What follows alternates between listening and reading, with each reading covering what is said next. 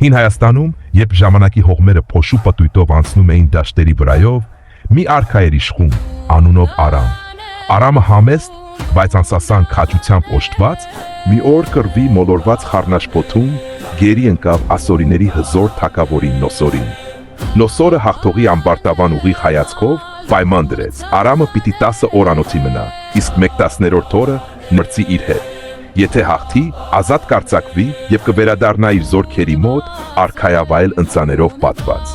Հաջորդ առավոտ Արամը պահանջեց, որ ասորիների սահմանին կանգնած հայկական բանակից բերեն իր ամենագեղեցիկ լանջապանակը։ Հայերը սրտի խորքում խոնար երկյուղով գլխի ընկան, որ իրենց արքան ինչ-որ խելացի ակնարկ է ուղարկում։ Իսկ ասորի բամբերներն անտեղյակ ու ինքնավստահ չէին էլ կռահում, որ լանջապանակի ներսում նրբաթերթ հաց էր թաքցված։ Այն օրը ոչ ոք չգիտեր լավաշի մասին, եւ ասորի բամբերների մտքով չէր անցնում, որ հայերը կարող էին զրահի մեջ հաց թաքցնել եւ փրկություն ուղարկել արքային։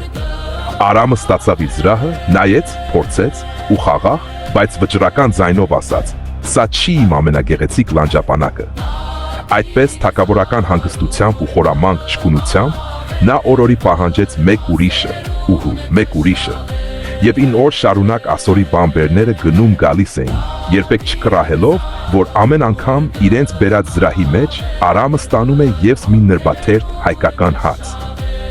Երկիրը վերադարձած եւ փրկությունը ձեռք բերած Արամ արքան, ապրվում ուժով ու իմաստությամբ, հրովարտակ արձակեց, որ այսուհետ Հայաստանում հաստ ու բազձև հացերի փոխարեն պիտի թխեն լավաշ։